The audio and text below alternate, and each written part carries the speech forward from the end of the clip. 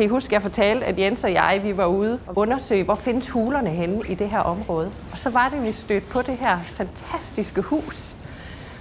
Og vi blev budt indenfor og fik at vide, hov, der står det her tomme tårn. Måske kan I bygge en hule her. Så hulen har taget form og har ændret sig, og vi bliver nok ved med at gå og bygge på den her hule. Men lige nu, der har vi lige sagt stop for at invitere jer ind. Og noget af det, da I gik rundt herude, så mig og Jens har også gået og lyttet til, hvad sagde I egentlig, og hvad undrede I over? Og nogle af de små ting, dem skrev vi faktisk ned. Og det har vi givet til Lars, og det har han brugt ind i musikken. Alt er forbundet med hinanden. Byer og luften og hele universet er forbundet. Dybt forbundet med hinanden. Og det er havet og fisken, faktisk.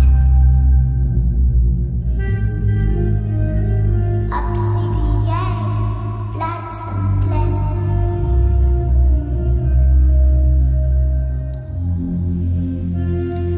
Når meteoren rammer jorden, bliver den til en meteorit.